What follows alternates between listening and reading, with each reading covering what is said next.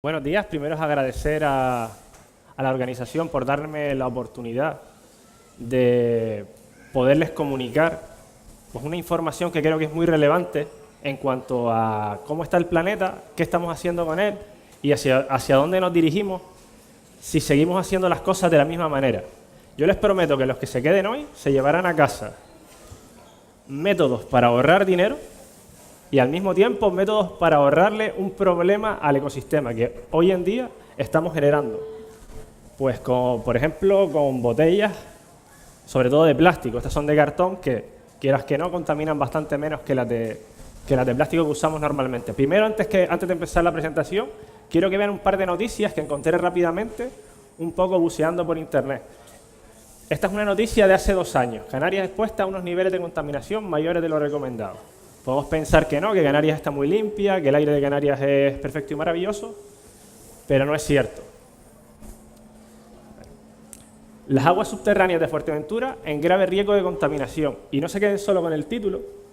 Si leen el subtítulo, verán que además uno de los más grandes embalses que tiene Fuerteventura de agua para el uso, para poder beber agua el envase de Gran Tarajal, perdón, pues está sobreexplotado, lo que significa que en breve se agotarán los recursos que tiene este embalse y la calidad del agua ya está mermando.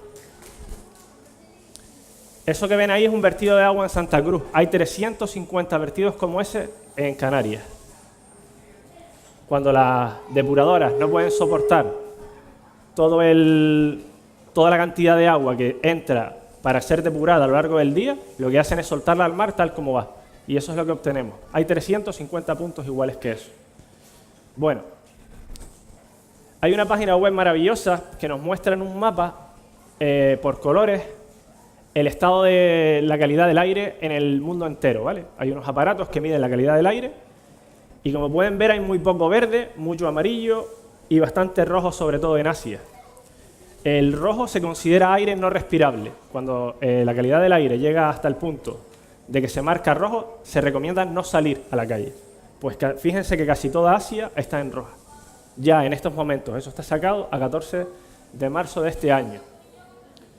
Bueno, a finales del siglo pasado, muchos científicos decían que iba a venir una plaga, o bueno, que ya se estaba produciendo una plaga en el mundo que iba a acabar con el planeta. ¿A alguien se le ocurre cuál puede ser esa plaga? Los humanos. Efectivamente, en solo 200 años hemos multiplicado por 5 el número de personas que viven en el planeta, lo que hace también que consumamos recursos al mismo nivel. Como pueden ver, esa imagen se sacó en 2011, éramos 7.000 millones de personas y se calculaba que en torno al 2024 íbamos a ser 8.000 millones de personas ya en el planeta. Pues no. Ya estamos rozando los 8.000 millones y estamos todavía en 2018. ¿Qué es lo que ocurre? Que mientras la raza humana hace así, los animales, sobre todo los mamíferos del planeta, hacen así. Y estamos acabando con el planeta, literalmente, porque todas las personas que estamos en el mundo tenemos la dichosa manía de tener que comer, de tener que beber agua, de tener que vestirnos. Y yo les hago una pregunta. ¿Saben cuánta agua guardan en el armario? Puede ser una pregunta irrelevante o parece una pregunta un poco extraña, ¿verdad? Para producir la ropa que yo llevo puesto en estos momentos, probablemente se hayan empleado unos 15.000 litros de agua. O sea que cuando tengan ropa de más en el armario y la tengan con la etiqueta, piensen que probablemente eso haya costado muchísima agua. Una camiseta está en torno a 400 litros de agua. ¿Vale? Producir una camiseta. Pues vamos a hablar de eso, vamos a hablar de consumo. ¿Vale? El consumo de la materia prima, del agua, de los combustibles fósiles y de la comida ya es 3 veces superior a lo que el planeta es capaz de soportar anualmente. O sea, el planeta renueva vegetales, los animales se reproducen y demás, pues nosotros hemos tenido que fabricar algo artificial para poder seguir alimentándonos, que lo llamamos la industria ganadera, ¿verdad? La industria agrícola. Hacemos que el planeta sobreproduzca para poder subsistir. Y como resultado tenemos la contaminación. La contaminación mata al año el 16% de las muertes en el mundo son provocadas por la contaminación, ¿vale? Unos 9 millones de muertes anuales, ya va por más, ya va por unos 11 millones anuales en el 2017, fueron a causa, directa o indirectamente, de la contaminación. Fíjense que es 3 veces más muertes que lo que produce el SIDA, la tuberculosis y la malaria juntas. Y 15 veces más muertes que todas las guerras que vemos en la tele. Solo la contaminación. Además, la contaminación tiene un problema y es que empieza afectando a los más débiles siempre, que son los niños, los ancianos y los enfermos, los que tengan alguna enfermedad ya de por sí, y sobre todo los pobres. Nosotros aquí lo notamos menos, pero en los países pobres la contaminación se nota un montón. Y por eso la charla de hoy, ¿vale? Camino hacia la sostenibilidad. Evidentemente somos 8.000 millones de personas en el planeta. No podemos permitirnos consumir como venimos consumiendo ahora. Consumir energía como si fuera infinita, porque no lo es. Consumir agua como si no se fuera a acabar nunca. Primero, porque se acaba, y segundo, porque lo que estamos haciendo ahora mismo es industrializar el agua. Por lo tanto, cuando abrimos el grifo, estamos contaminando el medio ambiente, porque esa agua va a tener que ser depurada, se requiere energía, y eso provoca CO2 en el ambiente. ¿Ustedes contaminan cuando comen? Piénsenlo. Podrán pensar que sí, que no. Pues ya les digo yo que sí, que todos contaminamos cuando comemos. No solo por los residuos plásticos que podamos generar o demás, sino porque para que a ti te llegue un plato a la mesa, primero habrá que haber invertido agua, probablemente haya que haber transportado esos alimentos en un camión que evidentemente contamine, y a lo mejor incluso hay que haberlo refrigerado previamente para que te llegue a ti a la mesa. Y esos refrigeradores también consumen energía, por lo tanto están contaminando. Vamos a empezar por la alimentación. De los 8.000 millones de personas que vivimos en el planeta, todas comemos. Y para hacer frente a este problema, pues tenemos que explotar duramente todas las materias primas que tenemos a nuestro alcance, pero sobre todo la globalización, la industrialización y la industria ganadera especialmente, que ya ahora verán por qué, son los causantes ya de por sí del 20% de la cantidad de CO2 que se produce anualmente en el ambiente, de los gases de efecto invernadero, ¿vale? La industrialización y el procesado de alimentos, además, no solo contaminan en cuanto a que producen CO2 en las industrias, sino que además generan los residuos plásticos y de cartón que ahora mismo son un problema muy serio en el mar y que probablemente en unos 5 años haya más plástico en el mar que peces. El plástico ya inunda todas las partes del mundo. Se han encontrado plásticos en las fosas marianas, ¿vale? Y microplásticos en Groenlandia, en la nieve de Groenlandia ya hay microplásticos. ¿Vale?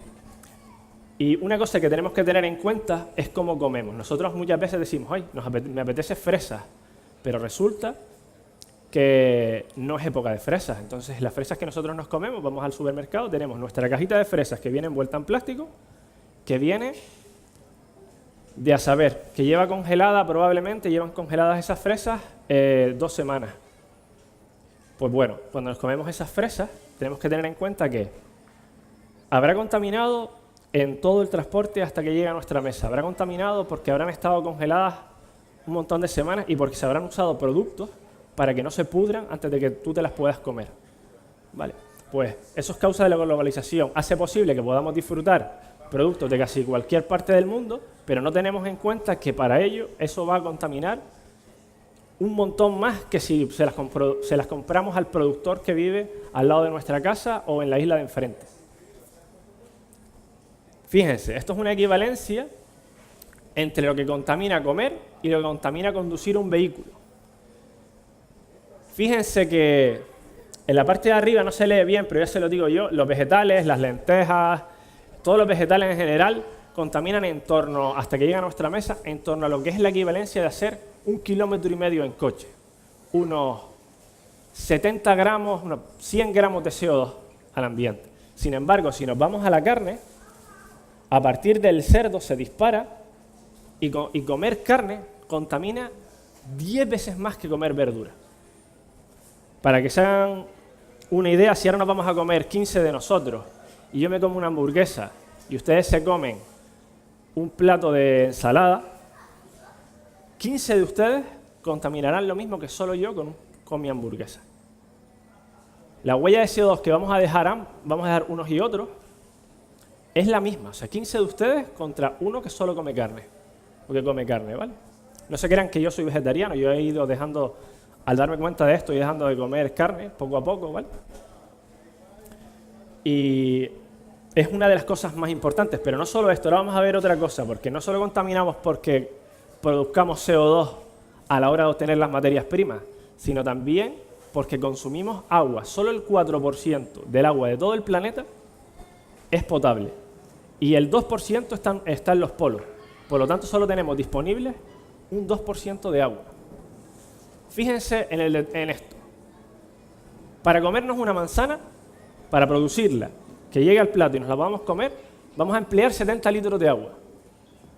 Para comprar un kilo de carne de vaca, vamos a emplear 15.000 litros de agua. Cada kilo de carne, para poder producirla, se habrán empleado 15.000 litros de agua. Agua que le quitamos a otros, quitamos de beber a otros, para dárselo a estos animales, para nosotros tener un kilo de carne. Fíjense que es completamente insostenible, ¿vale? Entonces, visto esto, en cuanto a cómo debemos comer, pues por orden de urgencia, lo primero que se debe hacer es dejar de consumir productos cárnicos y todos sus derivados, que también contaminan bastante, tanto o cuanto queramos y podamos. Lo que está claro es que no puede ser un consumo cotidiano. No podemos tener la carne como un producto de consumo cotidiano. Debe pasar a un segundo plano. Porque el consumo, ya ven que es completamente insostenible. Contamina casi 15 veces más que consumir vegetales, ¿vale? Evitar los productos procesados y envasados. Primero, por salud. Los productos procesados y envasados suelen ser peores para la salud. Y segundo, porque ya de por sí suelen tener asociados una huella de CO2 asociada al transporte, una huella de CO2 asociada a su mantenimiento, normalmente son productos congelados o demás, y después porque todo viene en bolsas y viene en plásticos y viene en cartón o en latas, y todo eso es desecho que termina contaminando el planeta. Y un asunto muy importante es que si compramos productos que son de temporada, que además los compramos a los productores más cercanos, vamos a eliminar todo el transporte, vamos a eliminar toda la huella que tiene que ver con el procesado y el envasado, y vamos a generar dinero en nuestro entorno, en nuestra localidad. Vamos a generar un movimiento económico en nuestro entorno. Para esto hay unas herramientas maravillosas. Por ejemplo, hay grupos de consumo. ¿Saben lo que es un grupo de consumo? Pues es una red social, pero no virtual, en la que un grupo de personas se asocia y decide comprar juntas ciertas cosas, normalmente fruta y verdura. ¿Cómo lo hace? Se pone en contacto con los 4, 5, 6, 10 proveedores de su alrededor y compran conjuntamente. Hay incluso herramientas web que ayudan a este tipo de cosas. Y lo que consiguen es, primero, productos de buena calidad. Segundo, productos a un mejor precio, ya que le compran directamente a los productores y no hay sectores intermedios que se lleven el dinero. Y tercero, evitan toda la contaminación de la que hemos hablado hasta ahora, ¿vale? Ahora vamos a hablar del agua. El agua es el oro transparente en el planeta, es el petróleo transparente del planeta, ¿vale? Más de 2 millones de personas al año tendrán por lo menos un mes problemas con el agua. Y hay 1.300.000 personas que ni siquiera, 1.300 millones de personas que ni siquiera tienen acceso al agua potable en el planeta, sobre todo en África, ¿vale? África y Asia. ¿Y cómo creen que está Canarias con respecto al agua? ¿Hay agua en Canarias? Tú dices que no. No hay agua en Canarias. Canarias no tiene agua. ¿Vale? Canarias tiene unos embalses bastante pequeños y además de recuperación muy lenta, y por lo tanto lo que utilizamos nosotros para abastecernos de agua es la industria del agua, que es la desaladora. Por lo tanto, lo que les hablaba antes, cada vez que hacemos así en el grifo, aunque solo sea un segundo, contaminamos CO2 al ambiente. Hay una desaladora que está trabajando constantemente para que tengamos agua. Vale. Entonces, bueno, ya sabemos que no solo no debemos gastar agua, sino que además que cada vez que la gastamos, producimos CO2. ¿Qué podemos hacer en casa nosotros? Nosotros no podemos cambiar el mundo, pero podemos cambiar nuestro mundo. ¿Qué podemos hacer en casa? Hay cositas pequeñas que hagan que ahorremos agua. Vamos a ver 2 o 3 casos. La llave goteando.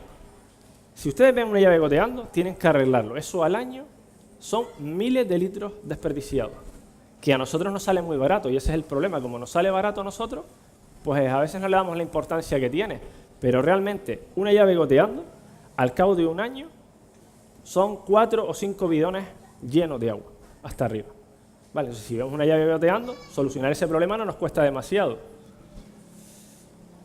No bañarnos. Hay que procurar que sean duchas y que no sean de más de 5 minutos. Podemos tirar 150 litros de agua cada vez que nos bañamos. Es una barbaridad en agua, ¿vale? Hay gente que vive con 20 litros de agua al día. Y nosotros solo por bañarnos estamos tirando 150. Hay que elegir electrodomésticos de bajo consumo. Cuando vamos a comprar una lavadora, aunque nos cueste 30 euros más, fijarnos en que hay unas que consumen más agua que otras, pues coger las que menos consumen. ¿Vale? No quiero decir con esto que hay que coger la lavadora y cambiarla hoy. No, cuando se nos rompa, porque el consumo de electrodomésticos también tiene una huella de CO2 asociada importante en la fabricación de ese elemento, ¿vale? Usar siempre difusores de agua en los grifos, tanto en los grifos como en la ducha. Los difusores de agua son unos dispositivos que van enroscados en los grifos, que lo que hacen es mezclar agua con aire y ahorra un 40% del agua que sale del grifo. ¿Vale? Valen 4 o 5 euros, no valen más. ¿Vale? Es una cosa que podemos hacer hoy y estamos ahorrándonos el 40% del agua que sale del grifo. Aparte, mejora la sensación al utilizar los grifos. ¿Vale? Esto no tiene que ver con el consumo de agua, pero sí con el consumo energético. Es que es impensable, a mí no me cabe en la cabeza, cómo pretendemos mantener todo el día 50 litros de agua a 60 grados de temperatura. ¿Para qué? ¿Para qué? Es un consumo energético enorme, es un consumo energético de la hostia. O sea, es el 30%, no, el 30 no, el 15% del consumo del hogar es el termo encendido. ¿Para qué? No tiene sentido. Nos bañamos casi siempre a la misma hora todos los días. Lo encendemos media hora antes y lo apagamos cuando nos terminamos de duchar. Y ya está. Luego, esto también es muy útil. La cisterna del váter debe tener un sistema de doble descarga. Lo habrán visto por ahí, hay 2 botones, uno echa mucha agua, otro echa la mitad. ¿Vale? Y lo mismo, si no lo tenemos, no hace falta comprarlo, no hace falta cambiarlo si no se nos ha roto. Cogemos 2 botellas de plástico que además íbamos a tirar a la basura, pues ya no las tiramos a la basura, las llenamos de agua, abrimos la tapita, las metemos dentro y eso hará que ahorremos agua porque eso ocupará un volumen que no se va a llenar de agua y entonces ahorraremos 1 litro por cada descarga si metemos 2 botellitas. Es un sistema de ahorro gratis. ¿Vale? No nos costará nada ahorrar 1 litro cada vez que tiremos de la cisterna. ¿Cuántos litros son al año? Imagínense. ¿Cuántos litros podemos ahorrar con 2 botellas de plástico dentro de la cisterna? Luego, este elemento que muchos no conocen o no usan o tienen demonizado, que es el lavavajillas, quiero que sepan que aunque consume energía, ahorra un montón de agua, pero un montón de agua. Y tengan en cuenta que nuestra agua es desalada, por lo tanto, si ahorramos agua, ahorramos energía. La energía se compensa. Usar el lavavajillas en Canarias ahorra agua y ahorra energía. Y nos ahorra un tiempo súper hermoso también. ¿Vale? Por último, no utilizar botellas de plástico para beber agua. Es lo más insostenible de este planeta. O sea, la botella de plástico hay que eliminarlas. Tenemos 2 opciones. Una es comprar botellas de cristal, que nos las traen a casa, súper cómodo, es un poquito más caro apenas. Esa es la opción que yo he adoptado en mi casa. Tengo botellas de cristal. O bien también podemos montar un sistema de ósmosis inversa. A alguien le sonará, es un sistema que se monta debajo del fregadero y lo que hace es que coge el agua que viene de la calle, la filtra y nos da agua potable en unas condiciones excelentes, siempre y cuando el mantenimiento del sistema se mantenga bien, el agua es de una calidad excelente. Pues las 2 opciones son perfectamente válidas. Tengan en cuenta, a mí mucha gente me dice, sí, pero es que el sistema de ósmosis, para darme 1 litro de agua, me tira 4. Sí, ¿y la de plástico? ¿Qué te crees? Que cuando llega, cuando a la fábrica la va a meter, la mete directamente del suelo, la filtra y tira también 4 litros. O sea, es lo mismo, lo que nos ahorramos el plástico. Vale. Bueno, en los termos podemos usar, aquellos aparatos que ven arriba son unos temporizadores. En los termos podemos usarlos, son una comodidad. Tú le dices cuándo quieres que se encienda el termo, cuándo quieres que se apague, y él automáticamente se encenderá a las 5 de la tarde antes de bañarnos y se apagará a las 8 de la noche. Vale. Lo que tienen debajo son los difusores de los que les hablaba. Esos son para grifos, pero los hay para duchas también. Lo que hacen es meter aire junto con el agua y ahorramos el 40% del agua que sale del grifo. Y lo que ven abajo es lo que hace el mecanismo de doble descarga. Si le damos un botón, expulsará 6 litros. Y si le damos al otro botón, solo 3. Y dejará el tanque medio lleno.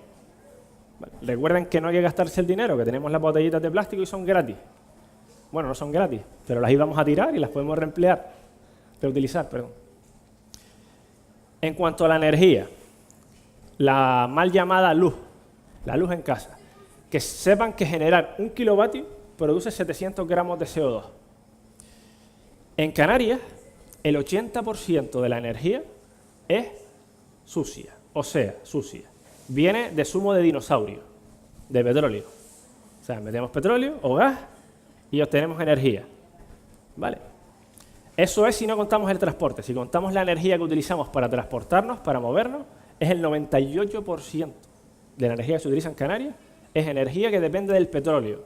Eso contamina y no solo contamina, a nosotros nos supone una carga económica a nivel nacional brutal. Una vivienda en Canarias se come 3.200 kilovatios anuales, lo que vienen a ser unas 3 toneladas de CO2. Bueno, eso no se lo pueden ni imaginar en volumen, lo que es 3 toneladas de CO2. Eso es una vivienda normalita. Desde que tengas aire acondicionado y tengas 2 cosas, te puedes ir a 4.000, 5.000 kilovatios. Vale. ¿Qué podemos hacer nosotros para rebajar el consumo energético y de esta manera nuestra huella de carbono? Pues bueno, lo primero, lo mismo que hablábamos antes, ir a los electrodomésticos que más nos consumen en el hogar. ¿Cuáles son? La nevera y el termo. Esos son los 2 elementos que más consumen en el hogar. La nevera se lleva el 30% porque está enfriando todo el rato, siempre saltando. Cada vez que abrimos la nevera y la cerramos, vuelve a arrancar el motor. Se come el 30% de lo que nosotros consumimos, o sea, de nuestra factura. Si el consumo son 50 euros, sepan que 20 se los está llevando solo la nevera. El termo se come 15 y el resto de elementos de la casa el 55% restante, ¿vale? Entonces, cuando compremos una nevera o un termo, tengamos en cuenta que sean eficientes para ahorrarnos dinero y ahorrar CO2. Para cocinar lo mejor es la placa de inducción. Si tienen que comprar en algún momento una cocina, tengan en cuenta que sea placa de inducción y que no sea vitrocerámica, porque se ahorra el 15% de la energía en la placa de inducción, ¿vale? Y en cuanto a la luz, la luminaria de la casa, se acabaron las bombillas de bajo consumo.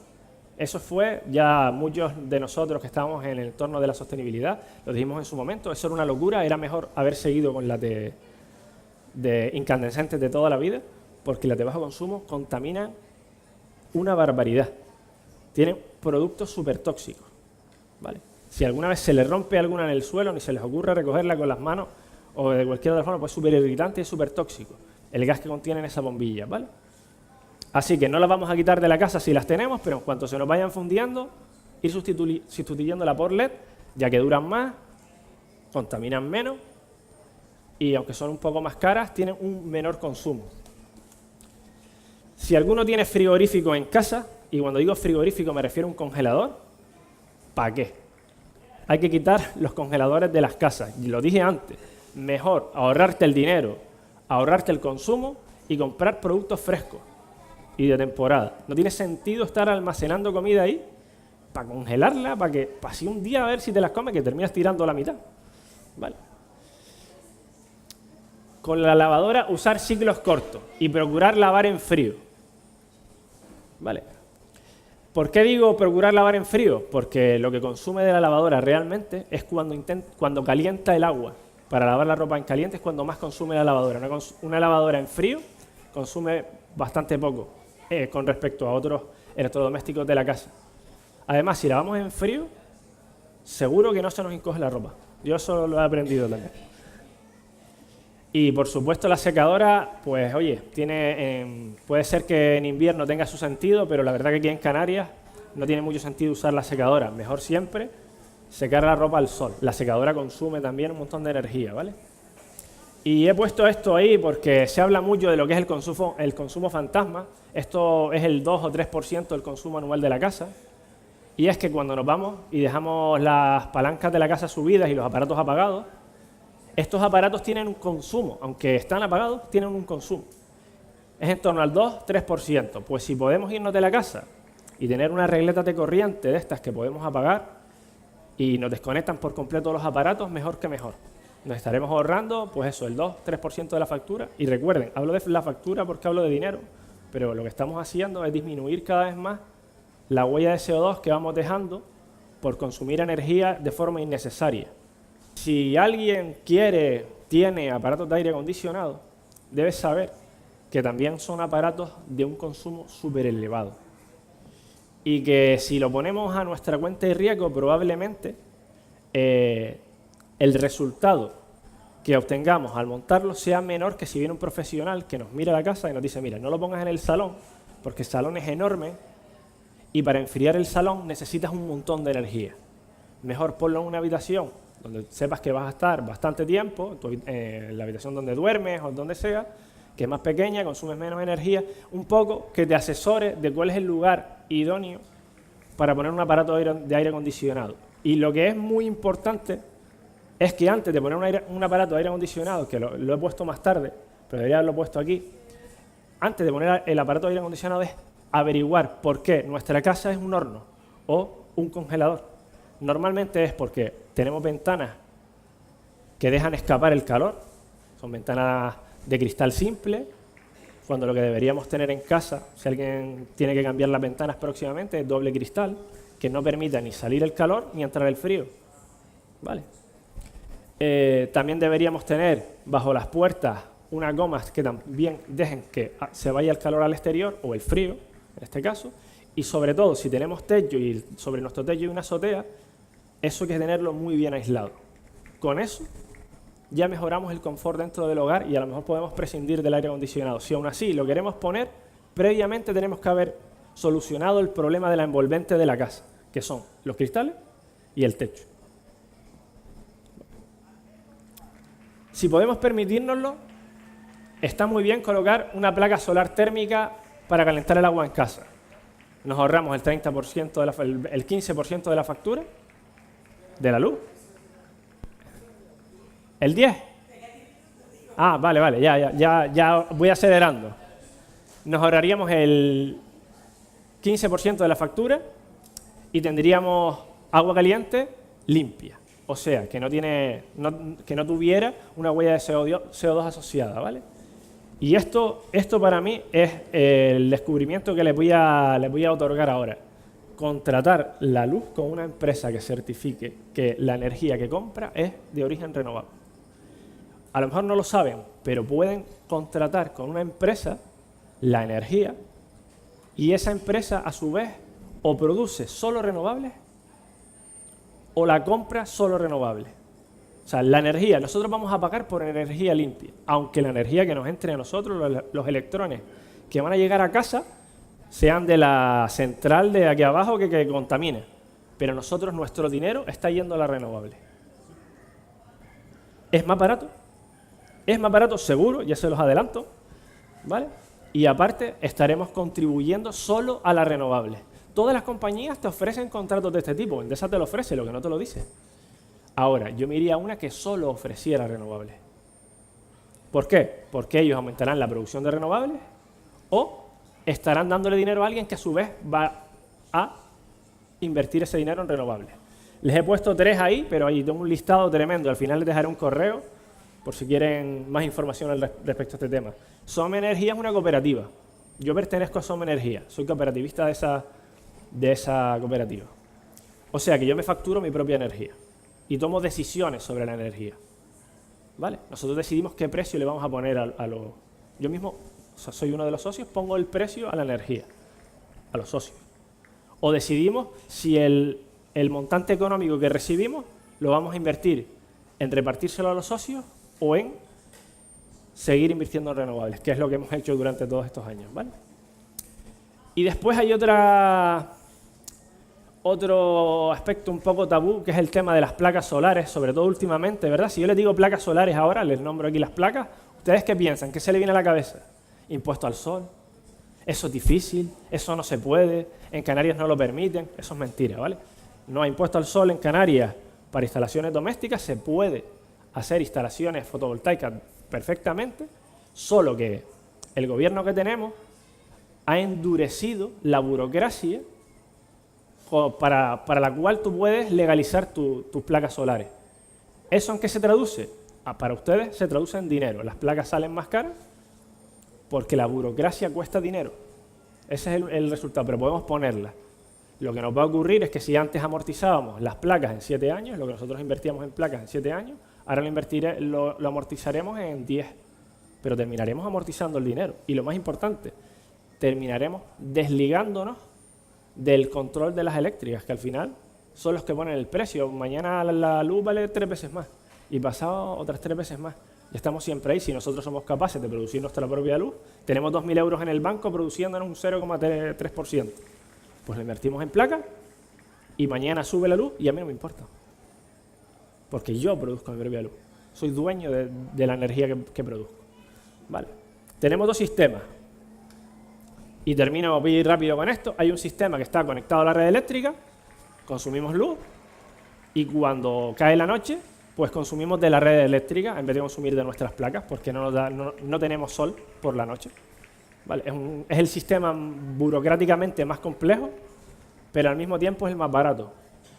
Y el otro sistema es el aislado en la red. O sea, nos desconectamos de la red eléctrica, montamos placas y baterías y vivimos sin estar conectados a la red eléctrica. Es más caro, no tiene burocracia ninguna, podemos hacerlo sin decírselo a nadie, pero tiene sus contras. Tendremos que tener baterías grandes si tenemos un consumo nocturno elevado, por ejemplo, y eso es caro, ¿vale? Plantéenselo. Plantéenselo porque primero el planeta se lo va a agradecer y segundo, ustedes mismos se darán cuenta de que económicamente sale mucho más rentable que estar pagando la luz mes a mes. Vivir confortablemente. Ya habíamos hablado del aislamiento, ya se los comenté antes, ¿vale? Así que me lo voy a saltar y les voy a dar un par de consejos. No usen toallitas higiénicas si pueden evitarlo, porque son un problema súper serio. Trabajo en un ayuntamiento y sé lo que ha supuesto la llegada de las toallitas y lo que nos ha supuesto económicamente a cada uno de nosotros y lo que contaminan, ¿vale? Evitar los plásticos en todo lo posible. Usen bolsas reutilizables. Procuren no comprar productos envasados. Si ven plátanos envueltos en celofán y con la bandeja de corcho debajo, por favor, no compren esos plátanos. Vayan a otro sitio donde los plátanos estén protegidos por su propia cáscara, ¿sabes?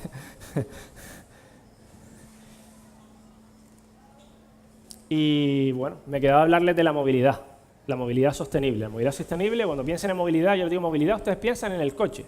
No, la movilidad es cualquier forma de transporte. Cuando nos vamos a un edificio, nuestro edificio, que tiene un ascensor, y vivimos en el tercero, cuando usamos ese ascensor consume una barbaridad de energía.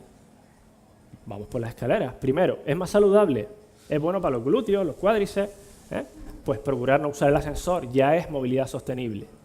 La movilidad más sostenible que hay para evitar la contaminación, el utilizar el espacio público, que son las caravanas famosas, y sobre todo también por la seguridad, es ir caminando a los sitios, ¿vale? Es lo más sano que hay y lo menos contaminante y lo que más favorece a la sociedad, porque no estamos ocupando ningún espacio, no estamos teniendo que aparcar en ningún sitio. Ahora, que hace calor y tenemos que ir a una distancia un poco lejana, tenemos este otro método de transporte que es el segundo más sostenible que hay, que es la bicicleta. No tiene huella asociada a su desplazamiento, solo en su fabricación. Además nos permite llegar bastante lejos con ellas. Ahora hay unas eléctricas que son una maravilla, les recomiendo que las prueben. y apenas ocupan espacio. O sea, podemos ir con ellas casi a cualquier sitio. Pero que vamos 3 personas, que vamos cargados, que necesitamos otro tipo de transporte. Antes de comprarse un coche, el transporte público. Si se puede. Si podemos permitírnoslo, transporte público. Si no, la motocicleta. Y en el último de los casos, que no es nada sostenible, es el coche. Fíjense lo que les voy a decir. ¿Qué sentido tiene mover una máquina de 2.000 kilos para transportar 70? Eso no es sostenible. Ni con gasolina, ni diésel, ni eléctrico. O sea, no es sostenible. Pero vamos, que tenemos que ir lejos, que por comodidad, que tenemos niños y necesitamos un coche. Tengan en cuenta que hoy en día existen los vehículos eléctricos. Yo poseo uno y la experiencia que tengo con él es buenísima. Lo recargo con placas solares, por cierto. Contaminan en Canarias, conectándolo a nuestro mix energético, contaminan entre un 50 y un 70% menos que un vehículo de combustión normal, ¿vale? Y bueno, en el último lugar dejo los vehículos de combustión, gasolina y diésel, que si pueden no utilizarlo y tienen otra alternativa, siempre hagan uso de cualquier otra alternativa. Ir en bicicleta es maravilloso, yo se lo digo porque la suelo utilizar bastante y me parece un vehículo que, aparte de que hace deporte, pues me parece un vehículo súper sostenible. Y nada más, si tienen alguna duda o quieren consultar algo de fotovoltaica o tienen interés en las empresas que solo venden renovables, pueden escribirme al correo. Y nada más, muchas gracias a todos, ¿eh?